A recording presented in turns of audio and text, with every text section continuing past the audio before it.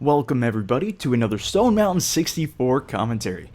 My name is Stone Mountain 64, as you know, and today we're going to be taking a look at Need for Speed Most Wanted 2012, and in this case, we're going to be taking a look at how to rank up fast, how to level up fast, how to gain those SP credits as quickly as possible.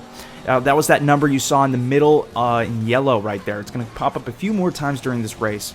But I've done a lot of videos on Need for Speed over the past week or so. I've done tips, the end of the race, the very last race of the game, all of the cars as well as gameplay organized very beautifully, and I'll put a link in the description to all those videos down below. I'm kind of trying to help everybody out who doesn't have the game and wants the information, and then the other people who are going to be looking this up and just looking for some tips and advice. I've already gone through the game. I put a lot of hours into this already. It's kind of my game I've been going super hard on lately, so I have a little bit of advice that I've picked up. You know, over the first half of the game, I was going very slow leveling up. I got to 100,000 credits, and I thought I was the boss.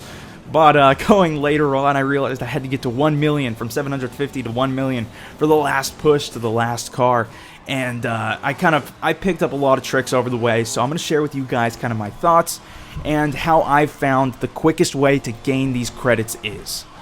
So a basic starting point is going to be hop into any car that you like. Each car is going to have 5 races in that drive tab that you can choose from.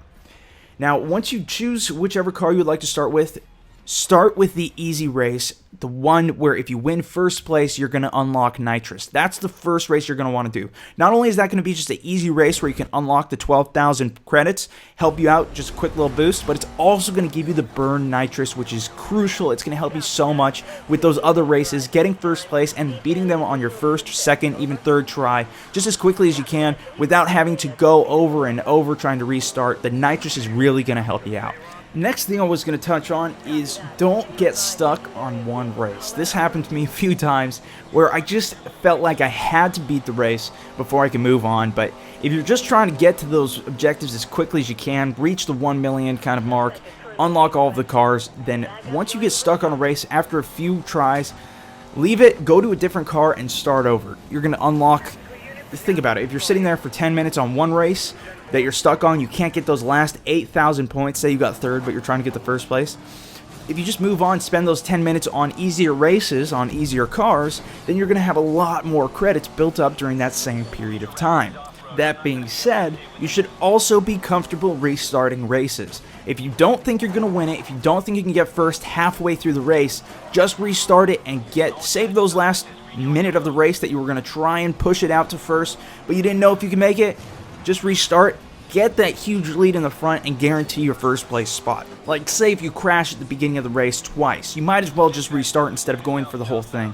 Or if you have a clear finish or view on the finish line, save yourself those 30 seconds of having to wait for the game to finish, restart. You know, if you do this for, say, 50 cars, save 30 seconds on each of them, it's going to save you some time in the long run. It'll kind of add up, especially if you know you're going to do 1 minute races if you crash right at the beginning, etc.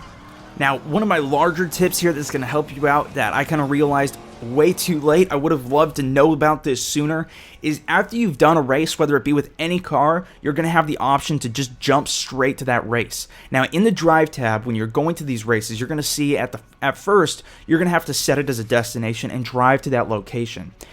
You're going to notice if you've already done that race, even if it's with a different car, you can go down from set destination and it'll say start race, even if you're being chased by the cops. Now, this is a great way to get rid of the cops as well. If you're under pursuit, you just can't get away. Instead of wasting 5 minutes of your time trying to escape the cops because you can't change cars, hop into a race. That's a good way to do it. But that's going to save you a lot of time having to drive from location to location. Some of the races are like 4 or 5 miles away on the other side of the map, and it's going to take a good few minutes to get there. So if you can just click start race, start it right away, you don't have to worry about it. It is way faster, and you're going to see a lot more of that later on in the game after you've played a lot of races. But I didn't notice that for a while, so I would highly recommend you guys take advantage of that little capability that they put in the game. It's really going to help you out. Now, the last thing I wanted to spend a minute here discussing was the speed level, and this is kind of something pretty interesting. The way that you're going to level this up is, the way I did it was going through the campaign. I got to about level 30, where I'm at right now. Now, you can also level this up in multiplayer, and same with your credits. You can get credits in multiplayer as well. but when you're playing multiplayer, you're going to get a pretty direct level for your speed level online. So I would recommend you guys going and just playing multiplayer for that after you've completed the campaign, because obviously you're going to complete the campaign, you're going to get a certain amount of points and a certain amount of speed level for that, but the best way I can just say is keep playing the multiplayer. There's not really anything better you can do for that. Just try and win and play a lot of it. That's the fastest you can go with your speed level. There's no real tricks to that. But I hope you guys enjoyed the video. I hope I helped you out in some way here. If you're new to my channel, be sure to subscribe and like the video if you guys did enjoy it. I did a lot of other videos on this, so check the link in the description below for some other Need for Speed videos. That's it for me, though. This is StoneMountain64 signing out. See you guys next time.